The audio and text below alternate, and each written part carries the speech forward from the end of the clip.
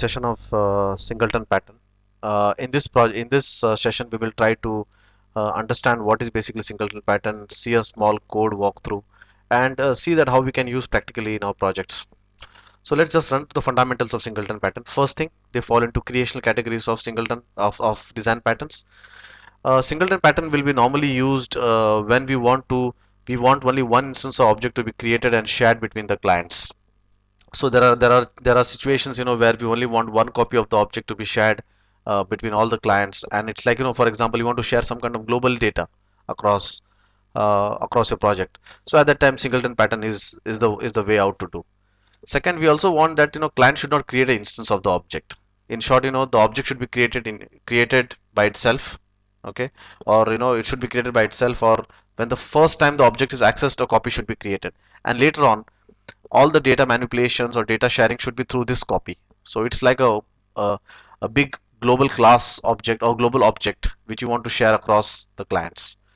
So steps to implement singleton pattern: first, define the constructor as private, because once you define the constructor as private, you cannot create the object. So we meet our condition, saying we meet one of our condition which we described first, that we should not be able to create instance of the object from outside. That is implemented by defining the constructor as private. So first step, define the constructor as private so that clients cannot create object of it. Second, define all your methods and instances as static. So once you define your methods as static, basically only one instance of the object is created. Static keyword is nothing but it's a programmatic implementation. For example, if you're using C# or if you're using Java, you'll find the static keyword is a way to implement singleton pattern. So here the simple class, singleton class, which I've created. So you can see that first thing, this is nothing but it's a counter class. It just keeps a count of hit count, saying that how much time this class was accessed. So basically, first there's a static variable int counter. As I said, all the variables should be static because you want to share that object across the client. Second, your constructor should be private, very important. Third, definitely you also have to have all your methods as static, because or else static methods can only access static variables. Now, if you look at the client code, this is your client code. If you look at over here, that we are not creating any object of it, we are directly calling it by class name. Why? Because we don't need to create an object of it according to definition of singleton pattern. There's already a global object created. So by just calling cls singleton dot hit, it will always go and increment my internal counter.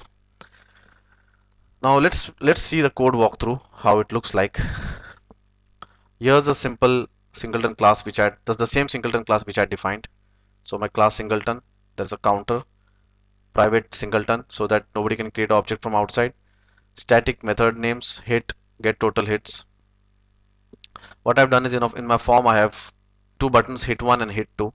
So I just call cls singleton dot hit, and again I call in my second button click cls singleton dot hit. I have two buttons basically on my form, hit 1 and hit 2. Now whenever I hit both of the buttons, it will always go and access the same object. Why? Because there's only one instance of the object which is shared across. So this way, what I should get is the counter should increment again and again, and it should be like cumulative. The value of the int counter should be cumulative across the clients. So if you run this project, the counter is 1 first. If I run again, it's 2. If I run from the other button, it's again 3. It's again 4. So you know what? Both of these buttons are basically accessing the same global object. This is a very theoretical implementation, like I said, theoretical way of explaining you guys, but actually in projects you will always find that uh, you'll always notice that these kind of global sharing data is needed.